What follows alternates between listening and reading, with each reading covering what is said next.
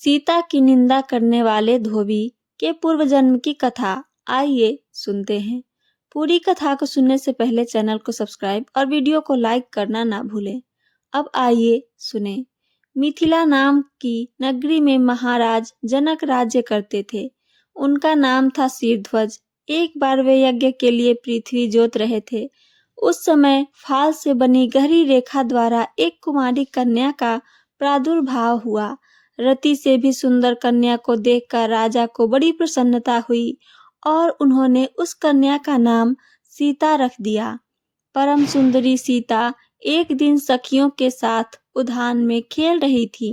वहां उन्हें एक सूक पक्षी का जोड़ा दिखाई दिया जो बड़ा मनोरम था। वे दोनों पक्षी एक पर्वत की चोटी पर बैठकर इस प्रकार बोल रहे थे, पृथ्वी पर श्री राम नाम से विख्यात एक बड़े सुंदर राजा होंगे। उनकी महारानी सीता के नाम से विख्यात होंगी। श्री राम सीता के साथ 11,000 वर्षों तक राज्य करेंगे। धन्य है वह जानकी देवी और धन्य है वो श्री राम। तोते की ऐसी बातें करते देख सीता ने यह सोचा कि ये दोनों मेरे ही जीवन कथा कह रहे हैं। इन्हें पकड़कर सभी बातें पूछूं। ऐसा विचार कर उन्होंने अपनी सखियों से कहा, यह पक्षियों का जोड़ा सुंदर है, तुम लोग चुपके से जाकर इसे पकड़ लाओ। सखियां उस पर्वत पर गई और दोनों सुंदर पक्षियों को पकड़कर ले आई। सीता उन पक्षियों से बोली, तुम दोनों बड़े सुंदर हो, देखो डरना नहीं। बताओ तुम कौन हो और कहाँ से आए हो? राम कौन है और कौन सीता है? तुम्हें उनकी जानकारी कैसे हुई? सारी बातों को जल्दी जल्दी मुझे बताओ। भय न करो। सीता के इस प्रकार पूछने पर दोनों पक्षी सब बातें बताने लगे। देवी, वाल्मीकि नाम से विख्यात एक बहुत ही बड़े महर्षि हैं। हम दोनों उन्हीं के आश्रम में रहते हैं। महर्षि ने रामायण नाम का एक ग्रंथ बनाया है जो सदा मन को प्रिय जान पड़ता है। उन्होंने शिष्यों को उस रामायण का अध्ययन भी कराया है। रामायण का कलेवर बहुत बड़ा है। हम लोगों ने उसे पूरा सुना है। राम और जानकी कौन है, इस बात को हम बताते हैं तथा इसकी भी सूचना देते हैं कि जानकी के विषय में क्या क्या बातें होने वाली है। तुम ध्यान देकर सुनो। महर्षि ऋष्यशृंग के द्वारा कराए हुए पुत्रेष्टि यज्ञ के प्रभाव से भगवान विष्णु, राम, लक्ष्मण, भरत और शत्रुघ्न ये 4 शरीर धारण करेंगे और पृथ्वी पर प्रकट होंगे। देवांगनाएं भी उनकी उत्तम कथा का गान करेंगी। श्री राम महर्षि विश्वामित्र के साथ भाई लक्ष्मण सहित हाथ में धनुष लिए मिथिला पधारेंगे। उस समय वहां वे शिव जी के धनुष को तोड़ेंगे और अत्यंत मनोहर रूप वाली सीता को अपनी पत्नी के रूप में ग्रहण करेंगे। फिर उन्हीं के साथ श्री राम अपने विशाल राज्य का पालन करेंगे। ये तथा ये भी और भी बहुत सी बातें वहां हमारे सुनने में आई है सुंदरी।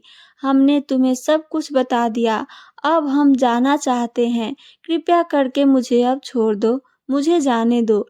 पक्षियों की यह अत्यंत मधुर बातें सुनकर सीता ने उन्हें मन में धारण कर लिया और पुनः उन दोनों से पूछा, राम कहाँ होंगे? वे किसके पुत्र हैं और कैसे वे आकर जानकी को ग्रहण करेंगे? मनुष्य अवतार में उनका श्री विग्रह कैसा होगा? उनके प्रश्न सुनकर सुकी मन ही मन जान गई थी कि ये ही सीता है। उन्हें पहचान कर वह सामने आ उनके चरणों पर गिर पड़ी और बोली, श्री रामचंद्र का मुख कमल की कली के समान सुंदर होगा। नेत्र बड़े तथा खिले हुए, नासिका ऊंची पतली और मनोहारिणी होगी। भुजाएं घुटनों तक, गला शंख के समान होगा। वक्ष स्थल उत्तम व चौड़ा होगा। उसमें श्रीवत्स का चिन्ह होगा। श्री राम ऐसा ही मनोहर रूप धारण करने वाले हैं। मैं उनका क्या वर्णन कर सकती हूँ? जिसके 100 मुख हैं वह भी उनके गुणों का बखान नहीं कर सकता। फिर हमारे जैसे पक्षी की क्या विसात है। वे जानकी देवी धन्य है जो शीघ्र रघुनाथ जी के साथ हजारों वर्षों तक प्रसन्नता पूर्वक विहार करेंगी। परंतु सुंदरी, तुम कौन हो? पक्षियों की बातें सुनकर सीता अपने जन्म की चर्चा करती हुई बोली, जिसे तुम लोग जानकी कह रहे हो, वह जनक की पुत्री मैं ही हूँ। श्री राम जब यहाँ आकर मुझे स्वीकार करेंगे, तभी मैं तुम दोनों को छोड़ूंगी। तुम इच्छा अनुसार खेलते हुए मेरे घर में सुख से रहो। यह सुनकर सुकी ने जानकी से कहा, साध्वी, हम वन के पक्षी हैं, हमें तुम्हारे घर में सुख नहीं मिलेगा। मैं गर्विणी हूँ, अपने स्थान पर जाकर बच्चे पैदा करूंगी, उसके बाद फिर यहाँ आ जाऊंगी। उसके ऐसा कहने पर भी सीता ने उसे नहीं छोड़ा। तब उसके पति ने कहा, सीता, मेरी भार्या को छोड़ दो, यह गर्भिणी है। जब यह बच्चे को जन्म दे देगी, तब इसे लेकर फिर तुम्हारे पास मैं आ जाऊंगा। तोते के ऐसा कहने पर जानकी ने कहा, महामते, तुम आराम से जा सकते हो, यह मेरा प्रिय करने वाली है, मैं इसे अपने पास बड़े सुखी से रखूंगी। जब सीता ने उस सुकी को छोड़ने से मना कर दिया, तब वह पक्षी अत्यंत दुखी हो गया। उसने करुणायुक्त वाणी से कहा, योगी लोग जो बात कहते हैं वह सत्य ही है। किसी से कुछ न कहें, मौन होकर रहें, नहीं तो उन्मत्त प्राणी अपने वचन रूपी दोष के कारण ही बंधन में पड़ता है। यदि हम इस पर्वत के ऊपर बैठकर वार्तालाप न करते होते तो हमारे लिए यह बंधन कैसे प्राप्त होता। इसलिए मौन ही रहना चाहिए। इतना कहकर पक्षी पुनः बोला, सुंदरी, मैं अपनी इस भार्या के बिना जीवित नहीं रह सकता, इसलिए आप इन्हें छोड़ दो। सीता, तुम बहुत अच्छी हो, मेरी प्रार्थना मान लो। इस तरह उसने बहुत समझाया, किंतु सीता ने उनकी पत्नी को नहीं छोड़ा। तब उसकी भार्या ने क्रोध और दुख से व्याकुल होकर जानकी को श्राप दिया, जिस प्रकार आप मुझे इस समय अपने पति से अलग कर रही हो, वैसा ही आपको स्वयं भी गर्भिणी के अवस्था में श्री राम से अलग होना पड़ेगा। यूँ कहकर पति वियोग के कारण उसके प्राण निकल गए।